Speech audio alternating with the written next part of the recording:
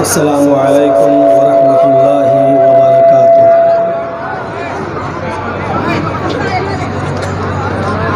अल्हम्दुलिल्लाह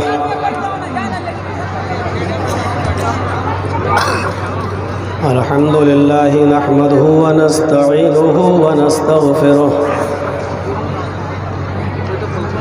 व नऊज़ु बिल्लाहि मिन शुरूरि अनफुसिना व मिन सय्यिआति अअमालिना। मन यहदिहिल्लाहु फला मुदिल्ल लहु व मन युद्लिल्हु फला हादिय लहु।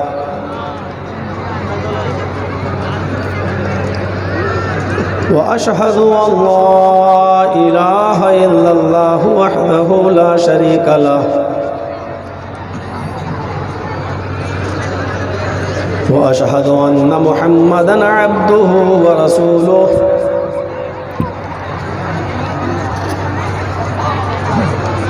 अम्मा बअद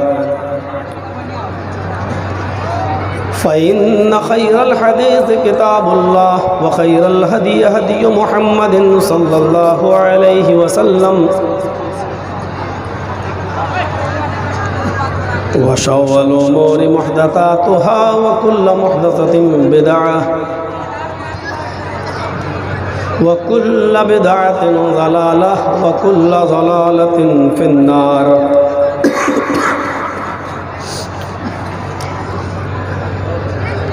अऊज़ु बिल्लाहि मिनश शैतानिर रजीम। बिस्मिल्लाहिर रहमानिर रहीम। शरअ लकुम मिनद्दीनि मा वस्सा बिही नूहन वल्लज़ी औहैना इलैक व मा वस्सैना बिही इब्राहीम व मूसा व ईसा अन अक़ीमुद्दीन।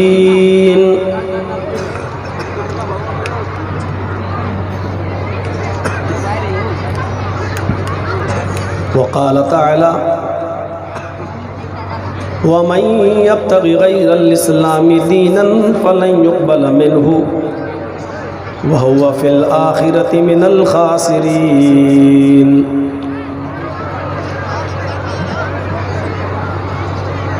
रब्बि इश्रह ली सदरी व यस्सिर ली अमरी वहलुल उक़दतम मिन लिसानी यफ़क़हू क़ौली।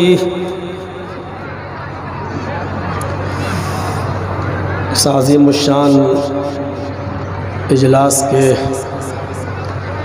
सदर मोहतरम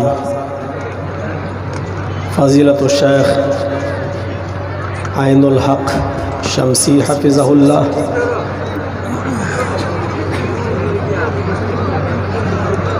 मोहतरम नाज़िम इजलास फ़ज़ीलतुल शेख जमील अख्तर शफ़ीक़ तैमी हफ़िज़हुल्लाह,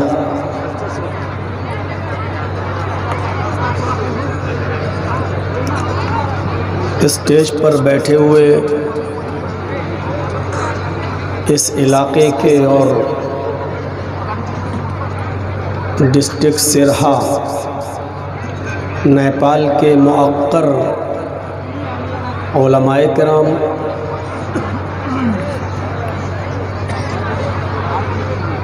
क़ुर्ब व जवार अतराफ़ व अकनाफ़ से तशरीफ़ लाए हुए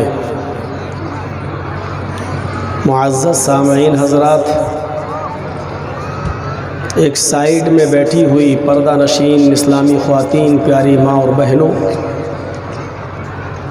कौमों मिल्लत के लायक़वर नौजवानों, मुस्तक़बिल के होनहार अज़ीज़ बच्चों,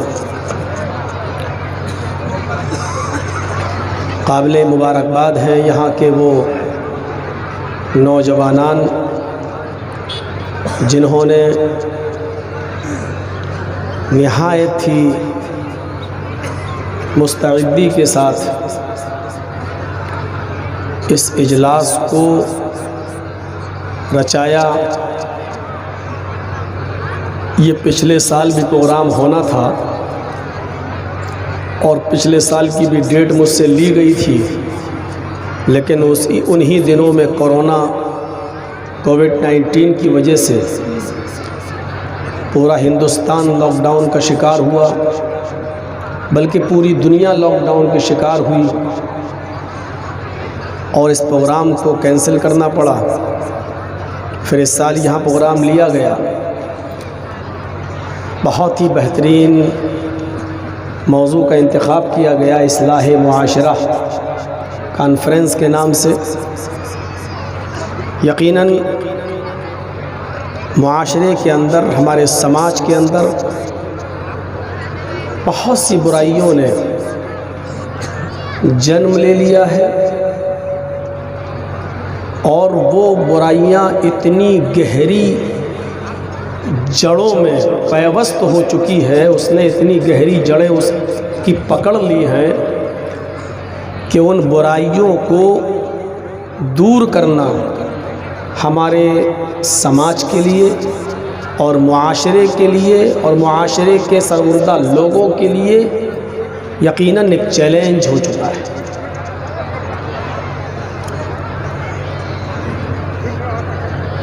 हमें उस पर गौर करना चाहिए। हमको भी एक टॉपिक दिया गया, लेकिन उस टॉपिक को मैं समझ ही नहीं पा रहा हूँ कि मौजू है क्या। दो टॉपिक लिखे हुए हैं। एक तो लिखा है जहेज़ की तबाहकारियाँ और दूसरा लिखा है कि इस्लाम मज़हब का तकाबुली जायज़ा। मैं ख़ुद परेशान था कि बोलना किस पर है मुझे। बहरहाल स्टेज पर आया, बैनर देखा, इस्लाह मुआशरे में ये सारी चीज़ें आ ही जाती हैं, तो मैंने इसी को अपना एक मौजू बनाया। हमारे मुआशरे में शिर्क भी है, हमारे मुआशरे में बिदअतों ने भी रवाज पाया हुआ है, हमारे मुआशरे के अंदर नमाज से गफलत भी बढ़ती जा रही है, निकाह के अंदर फजूल खर्ची भी बहुत हो रही है, शराब की भरमार है और ख़ास तौर पे इस इलाके में नेपाल के अंदर तो जहाँ चाय की दुकान पर भी बिकती हो,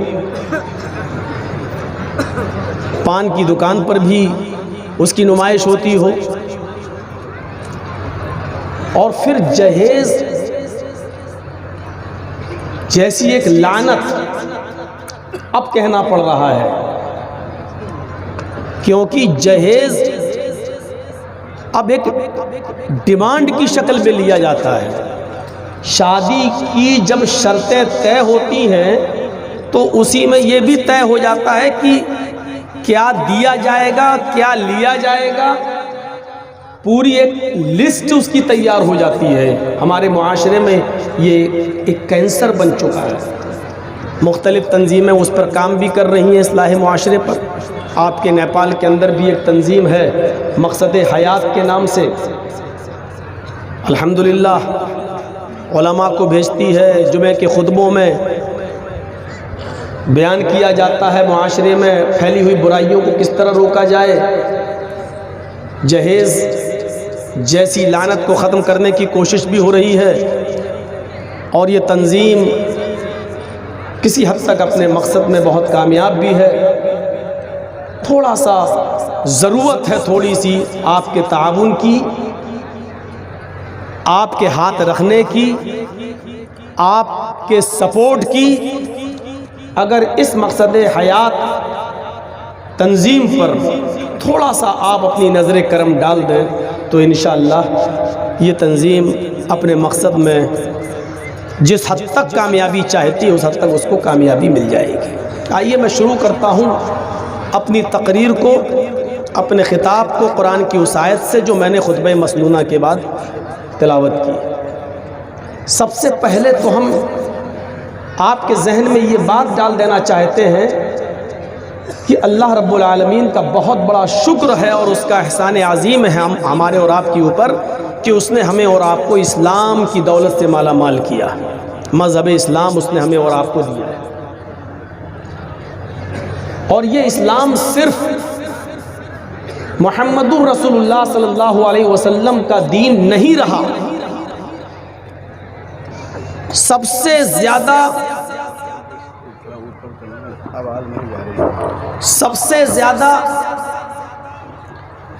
गैर मुस्लिमों को जो चीज़ तकलीफ़ पहुंचाती है वो ये तकलीफ़ पहुंचाती है कि जब हम दावत व तबलीग के वक्त, पैगाम देते वक्त जब हम ये कहते हैं कि मैं आपको इस्लाम की दावत दे रहा हूँ, ये दीन मोहम्मदुर रसूलुल्लाह सल्लल्लाहु अलैहि वसल्लम लेकर आए हैं, आइए मैं मोहम्मद के दीन के बारे में बताता हूँ। ये चीज़ सबसे ज़्यादा मुझे 20-22 साल तकरीरों का तजर्बा रहा है। मैं जानता हूँ कि गैर मुस्लिमों में दावत व तबलीग करते वक्त सबसे ज़्यादा इस बात का सामना करना पड़ता है और उनको इस बात की तकलीफ़ होती है, और तकलीफ़ होना भी चाहिए, क्योंकि हमने इस्लाम को मुहम्मदुर रसूलुल्लाह सल्लल्लाहु अलैहि वसल्लम से जोड़ा है, जबकि ये इस्लाम आदम अलैहिस्सलातु वस्सलाम से लेकर मुहम्मदुर रसूलुल्लाह सल्लल्लाहु अलैहि वसल्लम तक जितने भी नबी और जितने भी पैगंबर इस दुनिया में आए, सबका दीन ही इस्लाम था। अगर हम दावत व तबलीग के मनहज को थोड़ा सा बदलते हुए ये कह दें, अगर हम ईसाइयों में जाते हैं तो ये कहें कि हम आपके पास कोई नया धर्म इस्लाम लेकर नहीं आए, ये वही धर्म है जो ईसा अलैहिस्सलाम लेकर आए। अगर मैं यहूदियों में जाऊं और आप यहूदियों में जाएं तो थोड़ा सा अपना मनहज बदल कर ये कह दें कि मैं आपके पास कोई नया धर्म लेकर नहीं आया हूं, ये वही धर्म है जो मूसा अलैहिस्सलातु वस्सलाम मोसेस लेकर आए। जब हम गैर मुस्लिमों में, अपने बिरादराने वतन में, अपने हिंदू भाइयों में जाऊं या आप जाएं, तो अपना थोड़ा सा उसलूब बदलते हुए अगर ये कह दें कि ये दीन मुहम्मदुर रसूलुल्लाह का नहीं है जो हम आप तक लेके आए, ये वही दीन है जिस धर्म को कृष्ण जी और रामचंद्र जी ने दिया है। जब उसमें खुराफातें दाखिल कर दी गई और असलियत की शक्ल बिगाड़ दी गई और कजरुओं ने कजरबी मिला दी, तो ओरिजिनलिटी को बाकी रखने के लिए अल्लाह तबारक व तआला ने मुहम्मदुर रसूलुल्लाह सल्लल्लाहु अलैहि वसल्लम को आखिरी इस दूत की शक्ल में और आखिरी नबी की शक्ल में इस दुनिया में भेजा। पूरा कुरान पढ़ जाइए, अल्लाह ताला ने कहीं नहीं कहा है मोहम्मद सल्लल्लाहु अलैहि वसल्लम हमने आपको नया दीन देकर भेजा है, नहीं कहा, बल्कि कुरान क्या कहता है सुनिए, शरअ लकुम मिनद्दीनि मा वस्सा बिही नूहन वल्लज़ी औहैना इलैक वमा वस्सैना बिही इब्राहीम व मूसा व ईसा अन अक़ीमुद्दीन। ऐ मोहम्मद सल्लल्लाहु अलैहि वसल्लम, हमने आपके लिए उसी दीन को पसंद किया, उसी दीन को मशरू करार दिया, उसी दीन के, उसी धर्म के निफाज का हुक्म हमने आपको दिया। मा वस्सा बिही नूहन, जिस धर्म की, जिस दीन की वसीयत हमने आपसे पहले नूह अलैहिस्सलाम को की थी। नूह कौन है? मनु, पहले मनुष्य, पहली इंसानियत का पहला हीरो। हिंदू धर्म के अंदर बाकायदा नूह को मनु कहा गया है। और जिस तरह कुरान ने नूह अलैहिस्सलातु वस्सलाम के कश्ती में बैठने का जिक्र किया, जमीन से पानी के निकलने का जिक्र किया और आसमान से बारिश, और उनकी कौम को पानी के अंदर गर्क, सैलाब में गर्क करने का जिक्र जिस तरीके से कुरान ने किया, ये पूरा मनु के बारे में मनुस्मृति के अंदर आया हुआ है कि मनु की पूरी जात, पूरी कौम सैलाब में, पानी में डूबकर मर गई, यहां तक कि मनु अपने पुत्र तक को नहीं बचा पाए। ये मनुस्मृति में पूरा वाकया लिखा हुआ है पूरा। अगर हम उनको ये कहें कि हम कोई नया धर्म नहीं दे रहे हैं, ये वही धर्म है जो मनु लेकर आए थे, थोड़ा सा मुसलमान भाई तो नाराज होंगे, मनु कह रहा, मनु। आपको यकीन दिलाऊं, मौलवी जर्जीस पर अब तक जितने भी केस हुए हैं ना, कोई भी केस किसी हिंदू भाई ने नहीं किया अभी तक मेरे ऊपर। जबकि आप जानते हैं कि मेरी तकरीरें क्या हैं, यूट्यूब पे आप सुनते हैं, लेकिन आज तक मेरे ऊपर कोई केस किसी गैर मुस्लिम की तरफ से नहीं हुआ।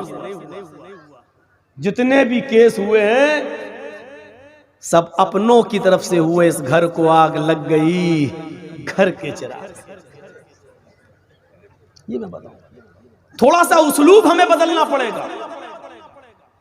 कुरान खुद कह रहा है, आए मोहम्मद सल्लल्लाहु अलैहि वसल्लम, हमने आपको कोई नया दीन देकर नहीं भेजा, ये वही दीन है जो आपसे पहले हमने नूह को देकर भेजा था।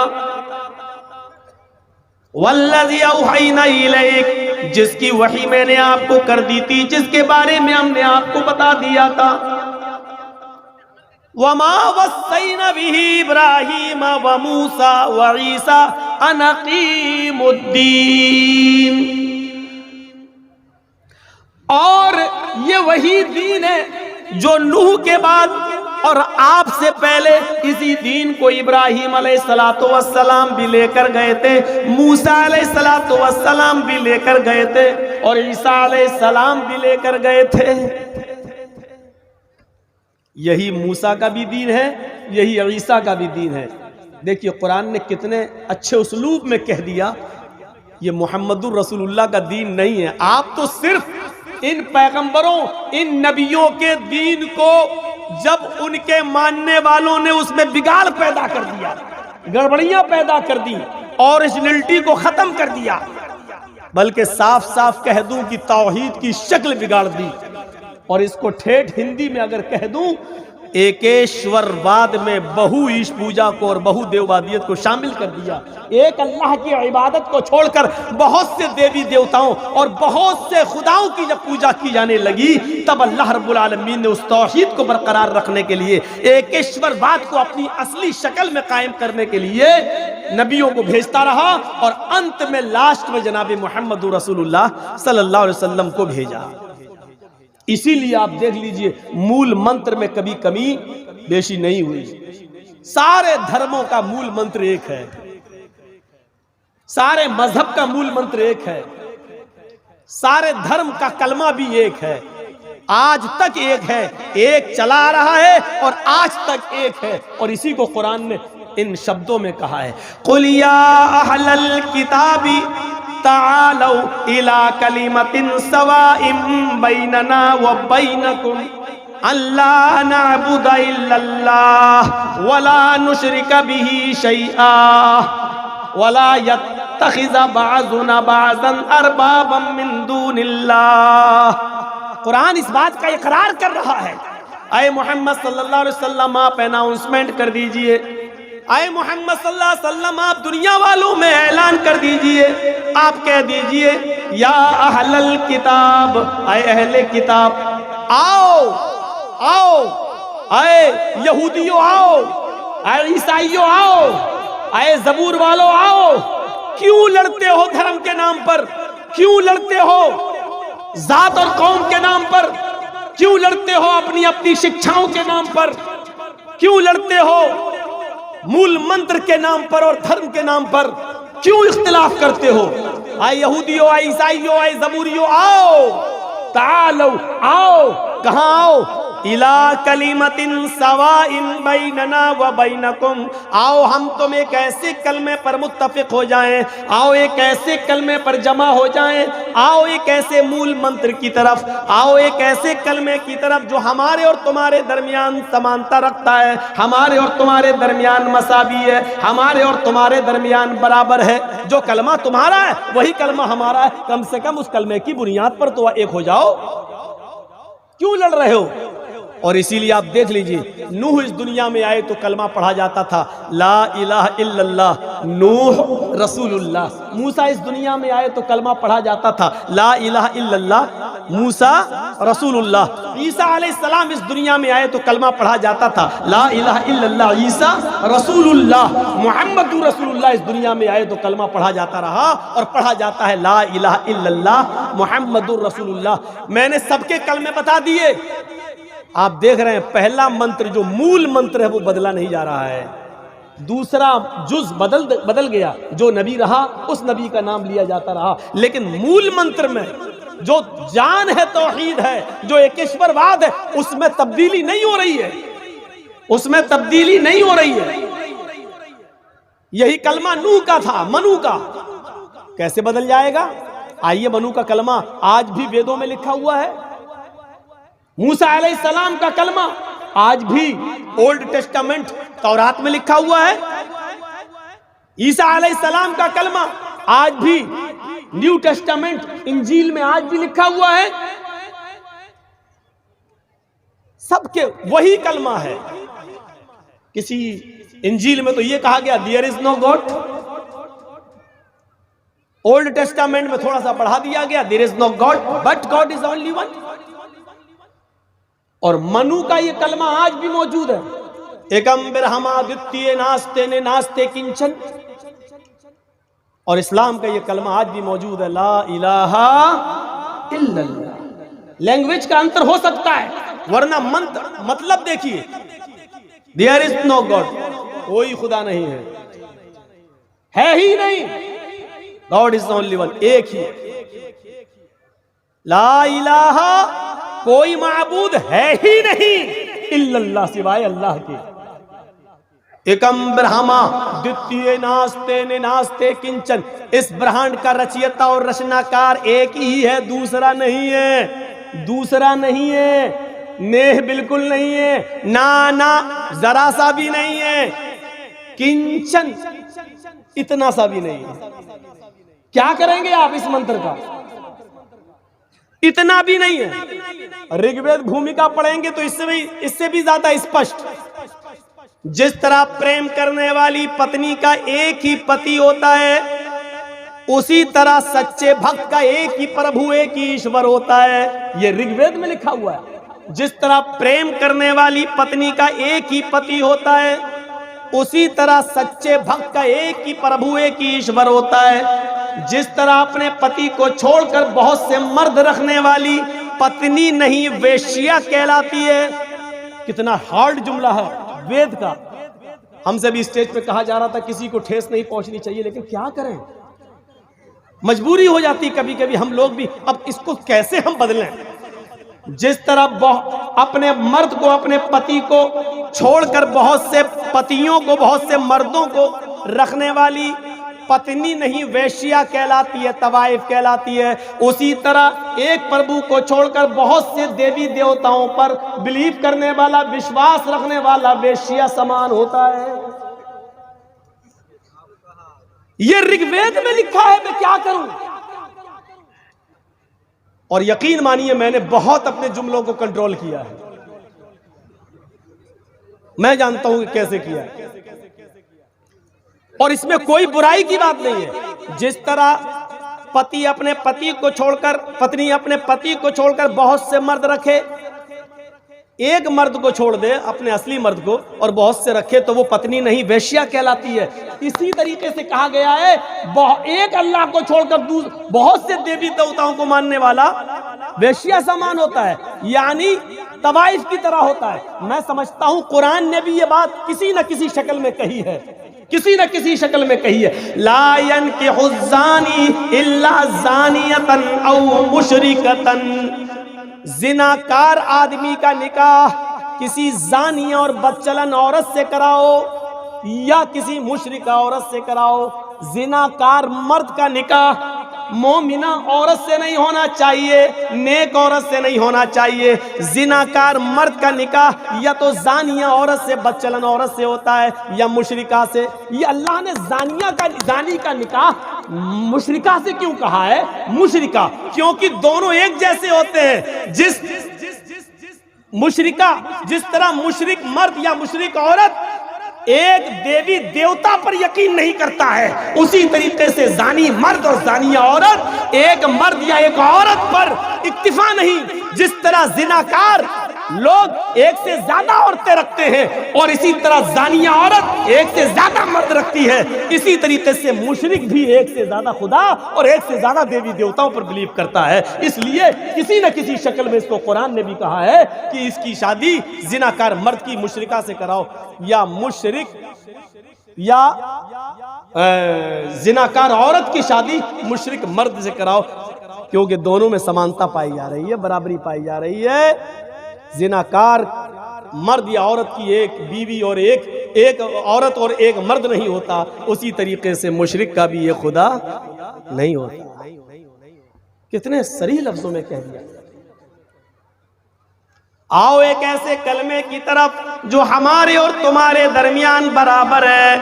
अल्लाह नाबुद इल्लल्लाह, वो ये कि हम अल्लाह के अलावा किसी और की इबादत नहीं करेंगे। ये सब में है, सब में अल्लाह के अलावा किसी की इबादत नहीं होनी चाहिए। नहीं, हिंदू धर्म के अंदर एक किताब है गरुड़ पुराण, बड़ा टफ नाम है, हम लोगों से बिगड़ जाता है कभी कभी। गरुड़ पुराण, उसमें यहां तक लिखा है न वो ब्रह्मा वो प्रभु न लकड़ी में है न पत्थर में है, वो न धरती में है न चंद्रमा में है न सूर्य में है, वो तो भाव में है, एहसास में है।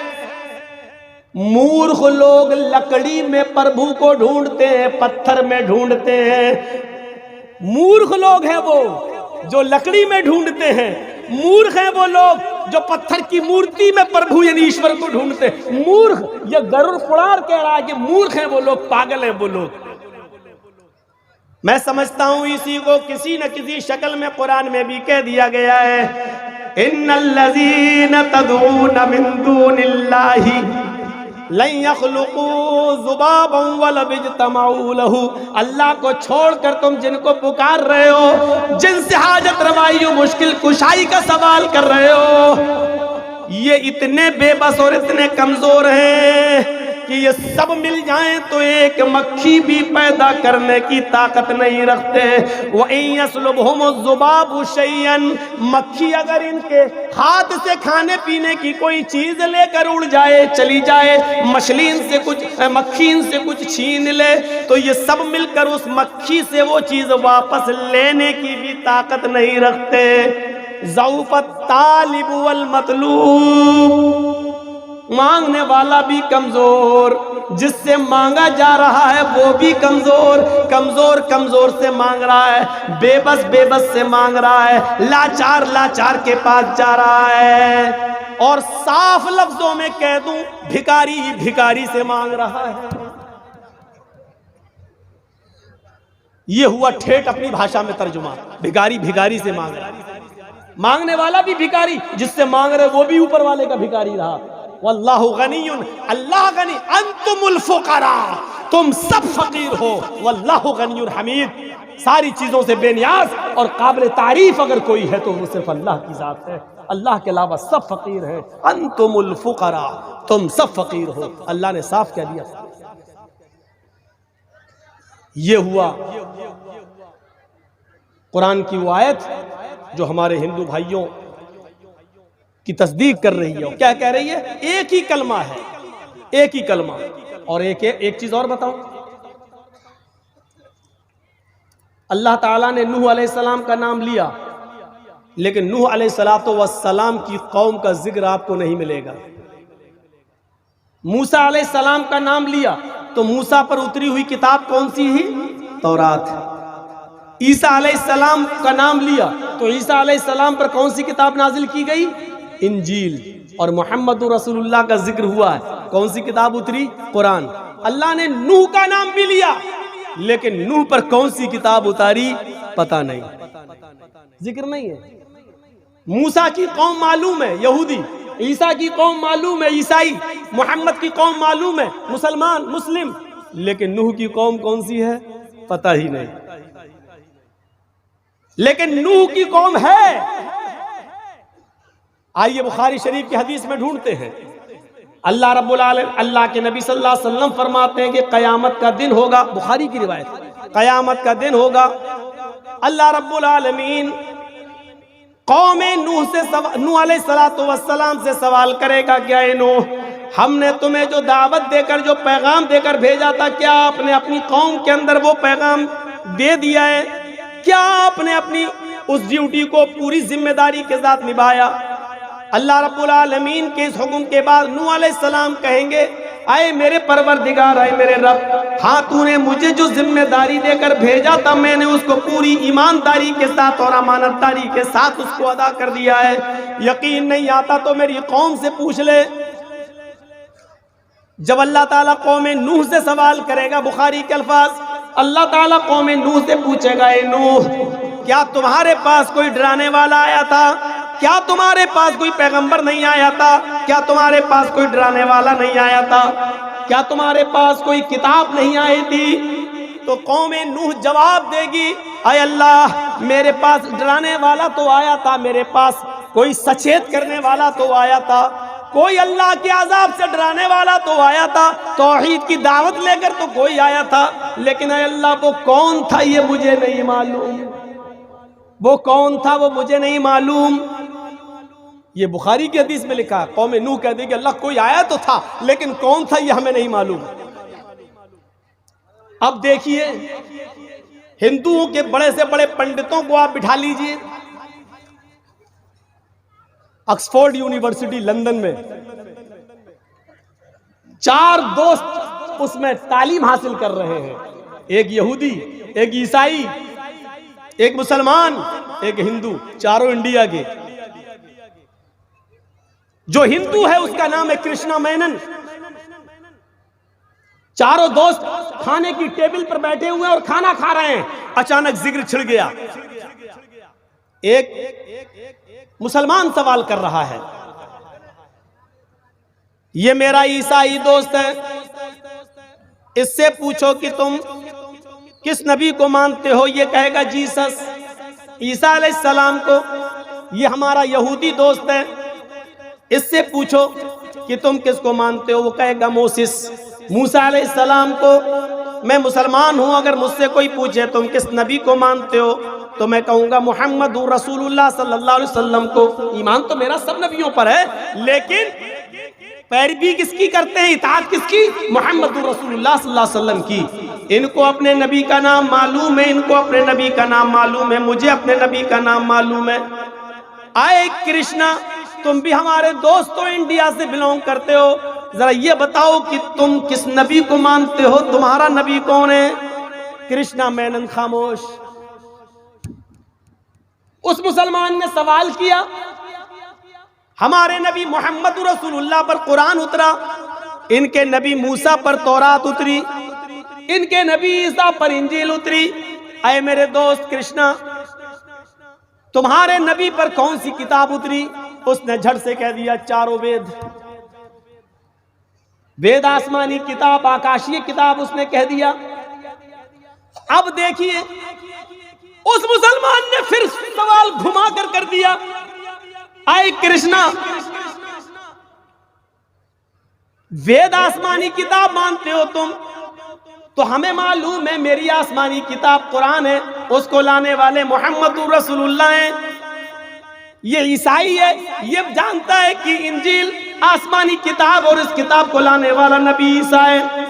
और ये यहूदी है, ये भी मानता है कि हमारी आसमानी किताब तौरात है और इस किताब को लाने वाले नबी मूसा हैं।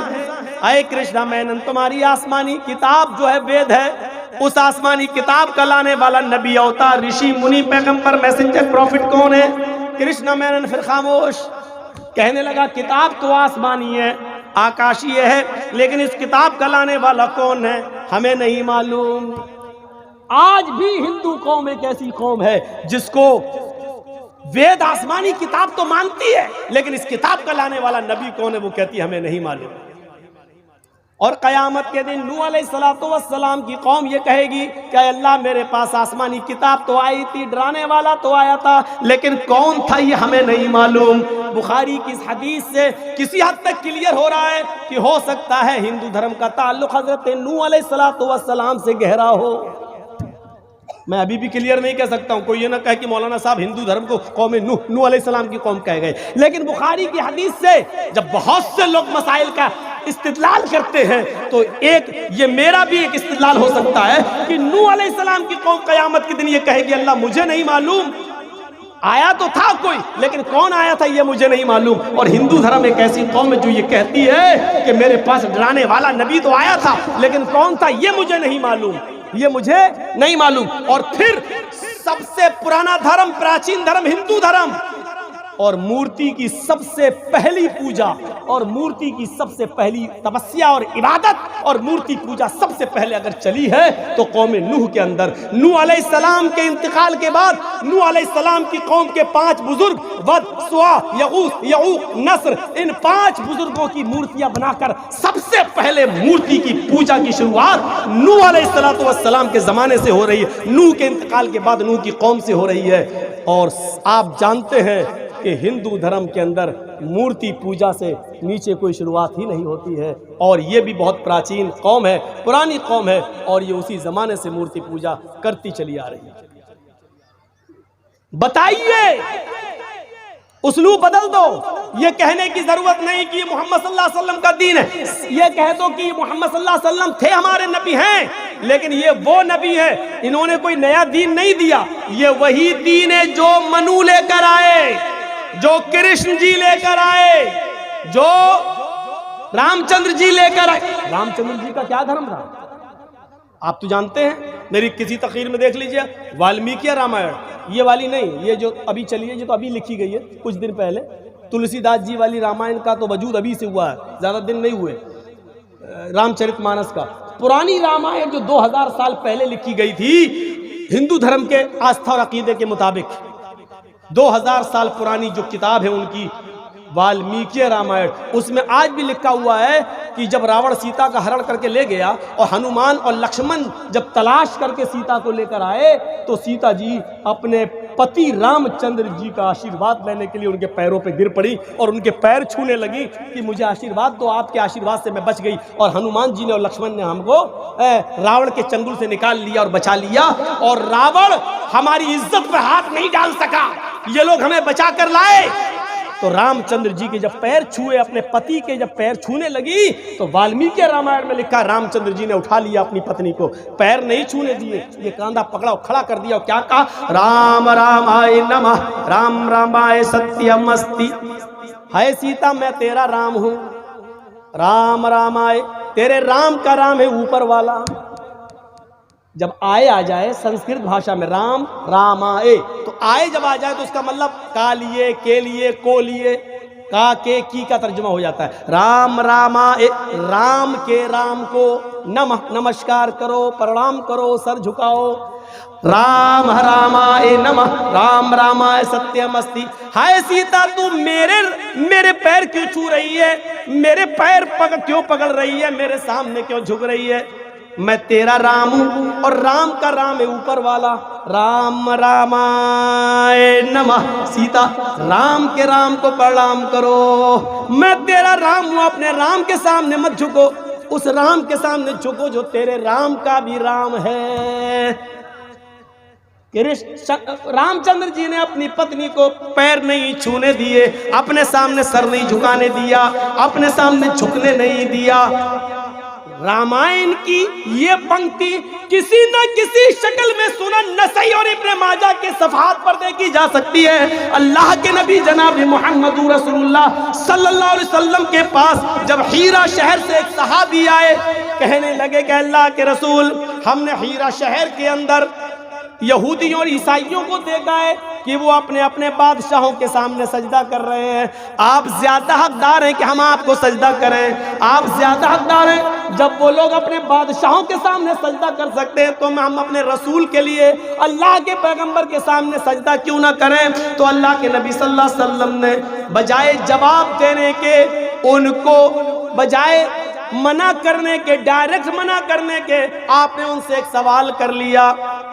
आपने फरमाया, अमरत बिक़ब्री अतस्जुदु लहू, क्या जब तुम मेरी कब्र के पास से गुजरोगे तो क्या तुम उसे सजदा करोगे? पढ़िए इब्न माजा। अल्लाह के नबी क्या कह रहे हैं? अबू दाऊद क्या कह रहे हैं अल्लाह के नबी? सहाबी कह रहे हैं, अल्लाह के रसूल मुझे इजाजत दीजिए कि मैं आपको सजदा करूं। यहूदी अपने बादशाह को सजदा कर रहे हैं, ईसाई अपने बादशाह को सजदा कर रहे हैं, तो क्या मैं अपने नबी को सजदा ना करूं? तो अल्लाह के नबी सल्लल्लाहु अलैहि वसल्लम ने क्या कहा? क्या तुम मेरी कब्र के पास से गुजरोगे तो क्या सजदा करोगे? सवाल हो रहा है जिंदगी में सजदा करने का। मुझे इजाजत दीजिए कि मैं आपको सजदा करूं। और आपको फिक्र है इंतकाल के बाद की, क्या मेरे कब्र के ऊपर से गुजरोगे, पास से गुजरोगे तो सजदा करोगे? मतलब क्या था? जिंदगी में तो मैं करने नहीं दूंगा, जब तक मैं जिंदा हूं तो मैं रोक लूंगा, ये शिर्क के दरवाजे कभी खुलने नहीं दूंगा। मेरी जिंदगी में तो कभी हम अपने सामने सर झुकाने नहीं देंगे तुम्हें, लेकिन फिक्र हुई इंतकाल के बाद की, ऐसा ना हो कि मेरे इंतकाल के बाद जैसे यहूद और नसारा ने अपने अपने नबियों की कब्रों को सजदा गाह बना लिया, ये लोग भी कहीं मेरी कब्र को सजदा गाह ना बना ले, चूमने चाटने की जगह ना बना ले। तो आपने फौरन सवाल कर दिया, क्या तुम मेरी कब्र के पास से गुजरोगे तो सजदा करोगे? साहबा ने कहा नहीं, ला काला फला तफ़अलू, करना भी नहीं ऐसा। देखिए अबू दाऊद के अल्फाज, फला तफ़अलू, ऐसा करना भी नहीं, मेरी कब्र के पास से गुजरो तो उसको सजदा करना भी नहीं। इसके बाद आपने क्या फरमाया? रामचंद्र जी वाली बात, क्या कहा? मेरे सामने क्यों झुक रही है? झुकना है तो ऊपर वाले के सामने झुक, अपने राम के को रमा कर, नमस्कार कर, झुक। अल्लाह के रसूल ने भी यहाँ क्या कहा? अगर अल्लाह के अलावा सजदा किसी को जायज होता, अगर अल्लाह के अलावा यहाँ सजदा किसी के सामने, सर झुकाना किसी के सामने जायज होता, तो मैं औरत को हुक्म देता कि वो अपने शौहर को सजदा करे।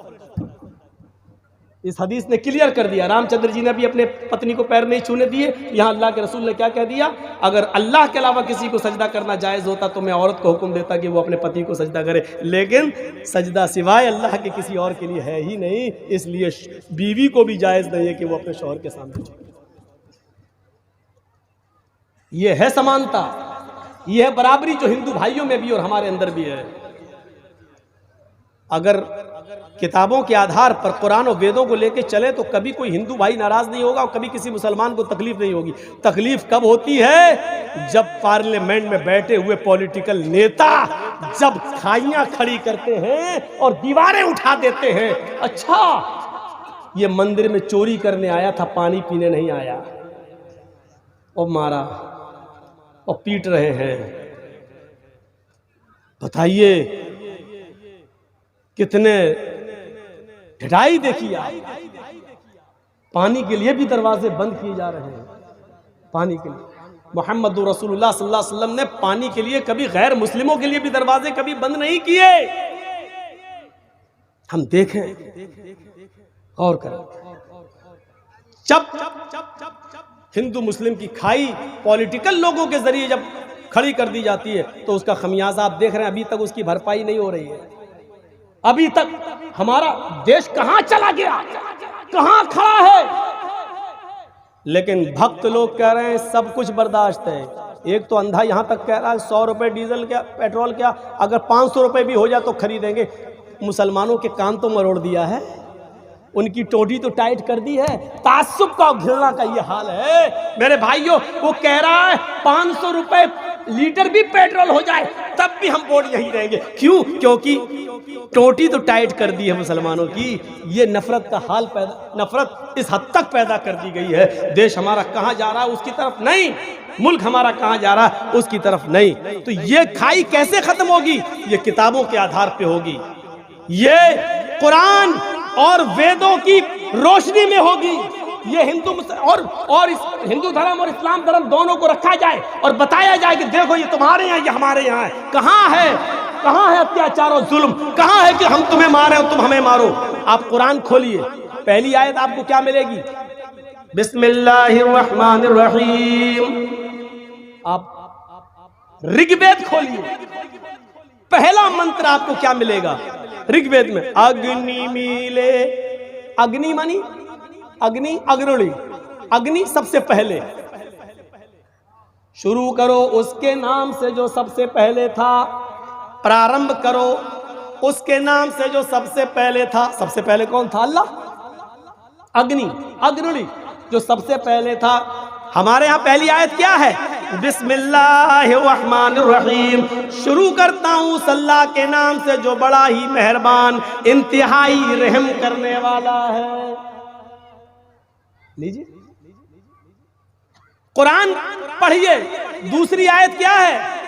अल्हम्दुलिल्लाहि रब्बिल आलमीन। तमाम तारीफें उस अल्लाह के लिए जो दोनों जहान का पालनहार है, परवरिश करने वाला रब है। ऋग्वेद का दूसरा मंत्र क्या है? महीदेवस्य सवितु परिष्टुति। महीदेवस्य सवितु परिष्टुति। मही मानी महान है, देवस्य हमारा देवता, सवितु जिसके लिए सारी की सारी परिष्टुति प्रशंसाएं हैं। अब इसका तर्जमा ये होगा, महीदेवस्य सवितु परिष्टुति। महान है हमारा वो देवता जिसके लिए सारी की सारी तारीफें, सारी की सारी प्रशंसाएं हैं। इन मंत्रों को देखकर ही तो कभी मैंने कहा था, कौन कहता है हम तुम में जुदाई होगी, कौन कहता है हम तुम में जुदाई होगी, ये हवाई तो किसी दुश्मन ने उड़ाई होगी। हिंदू और मुसलमानों को किताबें कभी अलग नहीं करती हैं, कुरान और वेद कभी अलग नहीं करते हैं।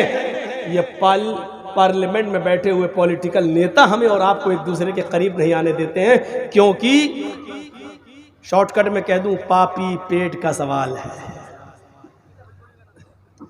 ये पेट की आग कैसे बुझेगी? इन्हीं के नाम पर तो रोजी रोटी कमाई जा रही है। आप पढ़िए कुरान की तीसरी आयत, अर्रहमानुर रहीम, जो बड़ा मेहरबान है, इंतहाई रहम करने वाला है। ऋग्वेद का तीसरा मंत्र अगर आप पढ़ेंगे तो लिखा है बसुरदयामाना, जो बड़ा दयालु है, बड़ा कृपालु है, उसकी कृपा और दया की कोई सीमा नहीं है। बसुरदयामाना, जिसकी दया की कोई सीमा नहीं है, बड़ा दयालु है, जिसकी असीमित दया है, जो बेशुमार रहमतों का मालिक है, उसकी रहमत की, उसकी कृपा की, उसके रहमो करम की कोई हद नहीं है। और रहमान रहीम, जो बड़ा ही रहम करने वाला, इंतहाई मेहरबान है। कहां चला गया ये मामला? क्या कर रहे हो भाई? बीच में मत उठो। चाचा कहां जा रहे हो? हम सब जो चाची के पास जा रहे हो। अब तो चाची सो गई होगी, क्या करोगे वहां जाके? बैठ जाओ ना भाई, इतनी रात में 2:20 तो हम सोचे घर जा रहे हैं, चाची बेचारी वो भी सो गई होंगी। बसुर दयामाना, जो बड़ा दयालु और कृपालु है, जिसकी दया की कोई सीमा नहीं है। देखिए कितना भाईचारा है, भाईचारा। अरे जा भी रहे तो मोहब्बत है, होना चाहिए। जलसा सुनना कोई फर्ज थोड़ी है। घर पे अगर जा रहे हैं तो अच्छी बात है। अगर आदमी पूरी रात जलसा न सुने और फजर की नमाज जमात के साथ पढ़ ले तो मैं समझता हूं कि रात भर के जलसे से बेहतर है। पूरी रात 2, 2:30, 3 बजे तक जलसा सुने और घर जाके सो जा कर और फजर की नमाज न पढ़े तो समझ लो कि आपका पूरा पैसा बेकार, चौपट। एक भी नेकी हमारे नाम अमाल में उल्टे गुनाहगार और हो। तो अगर कोई जा रहा तो अच्छी बात है, लेकिन फजर में उठने की नीयत हो। अरे भैया बैठ जाओ, थोड़ा सा हमें भी डिस्टर्ब होता भाई। तो कितना प्यार है, कितनी मोहब्बत है। धर्म कभी बिगाड़ नहीं सिखलाते। और सुन लीजिए, बहुत साफ कह दूं, जिस धर्म के अंदर बिगाड़ हो और एक दूसरे को एक दूसरे से तोड़ना सिखाया जाता, वो धर्म ही नहीं है, वो धर्म ही नहीं है। एक दूसरे के खिलाफ उकसाया जाता हो, वो धर्म ही नहीं है। कुरान करीम इंसानियत की और मानवता की सबसे बड़ी मिसाल पेश करता है। क्या कहता है? मन कतला नफ्सन, जिसने किसी नफ्स को, किसी मनुष्य को, किसी इंसान को कत्ल कर दिया, बिगैर नफ्सिन, बिगैर किसी बदले के या आमदन, बिगैर किसी जुर्म के और बिना किसी गलती के, अगर किसी ने किसी इंसान को, किसी एक मनुष्य को मार दिया, सिर्फ हिंदू मुसलमान की कैद नहीं, मीडिया वालों लिखो, जी हिंदुस्तान की एंकर कभी कभी इसको भी दिखा दिया करो, ये इस्लाम की शिक्षा है। लेकिन तुम नहीं दिखाओगी क्योंकि मोदी ने जो चश्मा तुम्हारी आंख में लगा दिया है, उसने तुम्हें अंधा कर दिया है, तुम्हें दिखाई नहीं दे रहा है। फेंक दियो, कहां छुपा है मौलवी जर्जीस? किस बिल में छुपा है?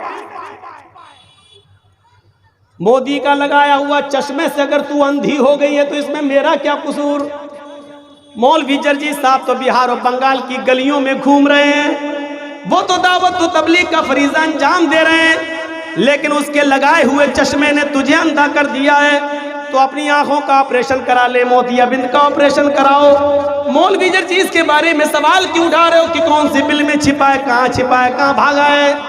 अल्हम्दुलिल्लाह अपने मुल्क में हूँ, हिंदुस्तान के अंदर हूँ, जिसको आज़ादी दिलाने में सबसे ज़्यादा हमने कुर्बानियाँ दी हैं, मुसलमानों ने अपना खून बहाया है। मुसलमान उलमा की शहादत नहीं गई होती और उन्होंने तख्तेदार पे अपने सरों को नहीं लटकाया होता और फांसी के फंदों पे नहीं झूले होते तो आज इस देश का प्रधानमंत्री भी नरेंद्र मोदी नहीं होता। नरेंद्र मोदी को भी एहसान मानना चाहिए मुसलमानों का, जिनकी कुर्बानियों ने इस देश को आज़ादी दिलाई और जिस आज़ादी मिलने के बाद आप इस देश के प्रधानमंत्री बने हो, ये मुसलमानों का एहसान है। आरएसएस का एहसान नहीं है तुम्हारे ऊपर, विश्व हिंदू परिषद का एहसान नहीं है तुम्हारे ऊपर, ये एहसान है मुसलमानों का। प्रधानमंत्री तुम बने हो, ये मरहूने मिन्नत है मुसलमानों की, इस एहसान को तुम मानो। ऐसे नहीं मान सकते हो तो अपने दिल से ये कबूल कर लो। सरेआम कहने में बड़ी बेइज्जती हो जाएगी और आरएसएस वाले कल तुम्हें निकाल देंगे, इसलिए दिल से एक्सेप्ट कर लो कि हाँ मौलाना जर्जिस ने जो कहा है वो बिल्कुल सही कहा है। अगर इस देश को मुसलमानों ने अपना खून बहाकर कुर्बानी देकर आज़ाद नहीं कराया होता तो आज हम इस देश के प्रधानमंत्री नहीं होते, बल्कि अंग्रेज ही इस भारत के अंदर होते और वही इस देश को चला रहे होते। ये हालत है। चलिए, आदत है मेरी थोड़ी सी जज्बात में बहकने की, जब तक इतना बोलूँ नहीं मेरा खाना भी हजम नहीं होता है, तो एक आदत हो गई थोड़ी सी। हालांकि सब लोग समझाते हैं कि मत बोलो, अच्छी बात भी है, समझाना भी चाहिए, लेकिन बोलते वक्त होश ही नहीं रहता तो क्या करूँ। तो चलिए, ये तो हो गई थोड़ी सी ये मिसाल है। आइए थोड़ा सा मुआशरे की इस्लाह देखें। हिंदू धर्म के अंदर 18 पुराणों का वर्णन है, उनमें 3 पुराण बड़े मशहूर हैं, भागवत पुराण, कल्की पुराण, भविष्य पुराण। और भी हैं, अभी मैंने बताया था गरुड़ पुराण, मत्स्य पुराण, शिव पुराण, बहुत से पुराण। 18 पुराणों में 3 पुराण बड़े मशहूर हैं, भागवत पुराण, कल्की पुराण और भविष्य पुराण। और नबियों के, पैगंबरों के आने की बशारत और भविष्यवाणियां इन्हीं तीनों किताबों में मौजूद हैं। इन तीनों किताबों के अनुसार दुनिया में लगभग 64,000 पैगंबरों के आने का सबूत मिलता है। कितना? 64,000 ऋषि मुनि। हम लोगों में भी कोई ज़ईफ़ हदीस के मुताबिक लोग बयान करते हैं कि 1,24,000 कमोबेश अंबियाए किराम आए हैं। हालांकि ये कोई तहकीक शुदा बात नहीं है, लेकिन कमोबेश लगा दिया। यहाँ 64,000, यहाँ 1,24,000। इतना तो क्लियर है कि नबी इधर भी बहुत आए और इधर भी बहुत से नबियों का जिक्र है। लेकिन आप ताज्जुब करेंगे, जितने नबियों का नाम कुरान में आया है, 25 नबियों का, टोटल 25 नबियों का नाम कुरान में लिया गया है। हिंदू धर्म की किताबों में भी 25 नबियों का नाम लिया गया है। और हमारे यहाँ मुहम्मदुर रसूलुल्लाह को आखिरी नबी कहा गया। भागवत पुराण और कल्की पुराण और भविष्य पुराण के अंदर इन तीनों किताबों में 24 ऋषि महान बताए गए और 25वें ऋषि को महान बताया गया है, जो सबके अंत में, सबके लास्ट में आएंगे, जिनका नाम कल्की होगा, नराशंस होगा, उन्मा होगा, बहुत से नाम उनके बताए गए। ये नाम होगा उनका और उनकी एक पहचान जो बताई गई है वो मैं आपके सामने रखकर बात को आगे बढ़ा रहा हूं। अज्ञान हेतु किरत मोह मदांधिकारम नाशम विधायम हि तदोदयते विवेका तथस्तु शंभल गिरामे सोतु स्वाजीव जाता मंगलाचार्य बहुला पापिता विभजिज्जता। श्रीमद् भागवत पुराण स्कंद 12 अध्याय 2 मंत्र नंबर 66।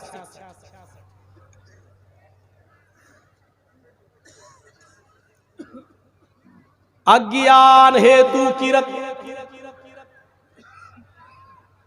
जिहालत जब आम हो जाएगी, ज्ञान मिट जाएगा, जिहालत आम होगी, हेतु किरत सबका हितकारी आएगा उस वक्त। अज्ञानता, जुल्म, जिहालत आम होगी, अज्ञानता यानी जिहालत बढ़ जाएगी। तब इस अज्ञानता को मिटाने के लिए सबका हितकारी आएगा, सबके हित में, सबका हितकारी, मुसलमान का नहीं, सबका हितकारी। जैसे सूरज की रोशनी सबको मिलती है, हिंदू और मुसलमान के लिए अलग अलग सूरज नहीं है, एक ही सूरज हिंदू और मुसलमान, सिख और ईसाई, पूरे देशवासी बल्कि दुनियावासी का, जगतवासी का, विश्ववासी का एक ही सूरज है। ऐसे ही अंतिम महर्षि, अंतिम संदेष्टा जब आएंगे तो वो पूरे जगत के लिए होंगे, पूरे विश्व के लिए होंगे, और वो किसी एक धर्म के विशेष नहीं होंगे, एक धर्म के लिए खास नहीं होंगे, बल्कि वो हर एक मजहब, हर पूरी दुनिया वालों के लिए होंगे। काफ़तल लिन्नासी बशीरन व नज़ीरा, हमने आपको पूरी दुनिया वालों के लिए खुशखबरी देने वाला और डराने वाला बनाकर भेजा है। वमा अरसलनाका इल्ला रहमतल लिल आलमीन, ऐ मोहम्मद सल्लल्लाहु अलैहि वसल्लम, हमने आपको पूरे विश्व के लिए रहमत बनाकर भेजा है। तो पूरे दुनिया के लिए आएंगे, नाम भी बता दिया, इससे ज्यादा स्पष्ट क्या हो सकता है। मोह मदांधिकारम नाशम विधायम ही तदो दयते विवेका, उनका नाम मोहम्मद होगा, मोहम्मद उनका नाम मोहम्मद होगा। अंधिकारम नाशम, उनके आने के बाद दुनिया से अंधेरा मिट जाएगा, अंधेरा नाश हो जाएगा। मोहम्मदांधिकारम नाशम, वो अंधेरे को नाश कर देंगे, वो अंधेरे को मिटा देंगे।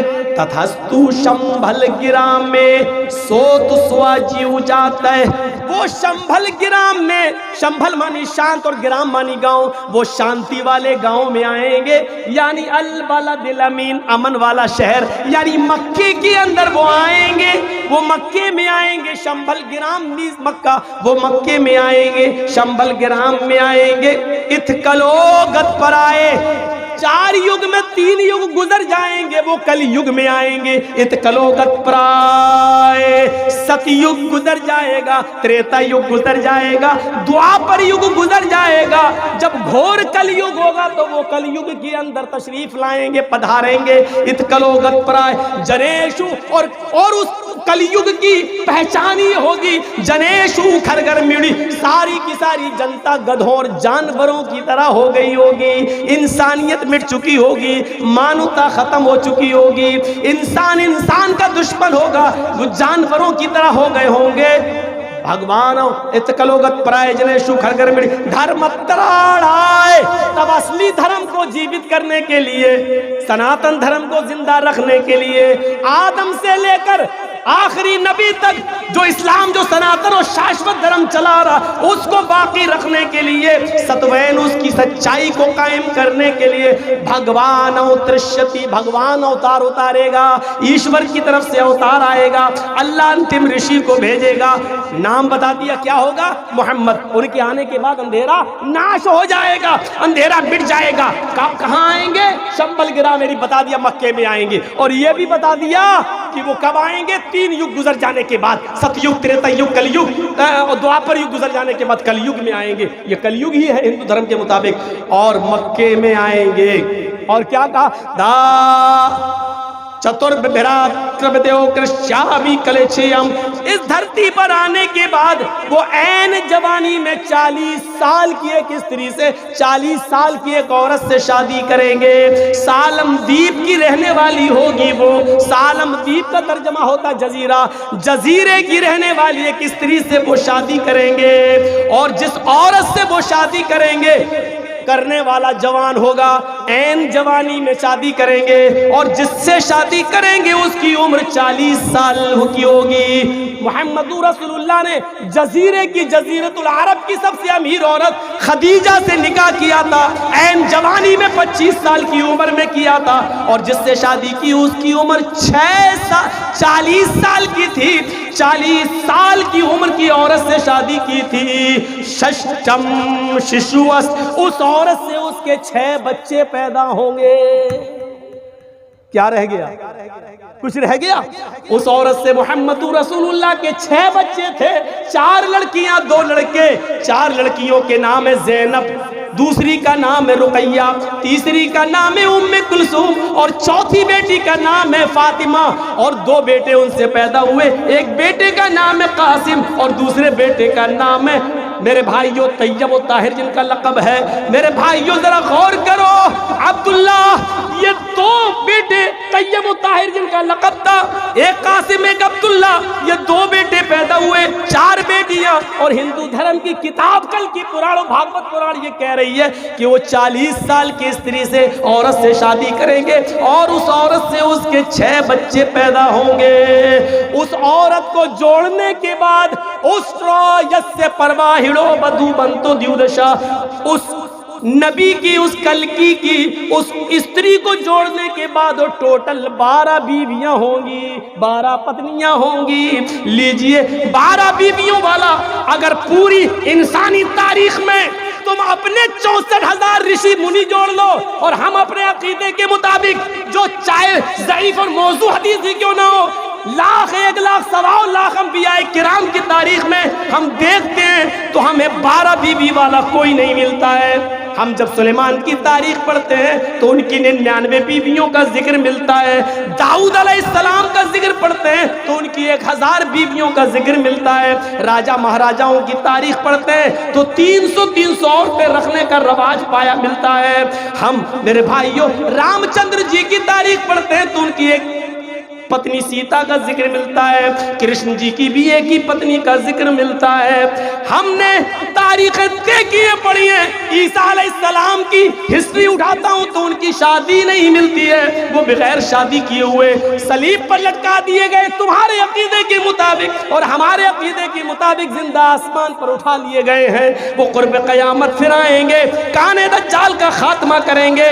हम उस तरफ नहीं जाना चाहते हैं, हटना नहीं चाहते हम वेदों के मंत्र से। मेरे भाइयों आओ, इतना कुछ करने के बाद का वो ऊंट की सवारी करेगा, यानी उस बस्ती में आएगा जहां ऊंट की सवारी होगी। अल्लाह के नबी ऊंट की सवारी किया करते थे, ऊँटनी का दूध भी पिया करते थे, और ऊँटनी जजीरतुल अरब रेगिस्तानी इलाके ही में पाई जाती है। इसका मतलब यह कि आखिरी नबी रेगिस्तानी इलाके में आएगा, जजीरतुल अरब में आएगा, और उसकी 12 बीवियां होंगी। 12 बीवियों वाले सिर्फ मोहम्मद रसूलुल्लाह नजर आते हैं।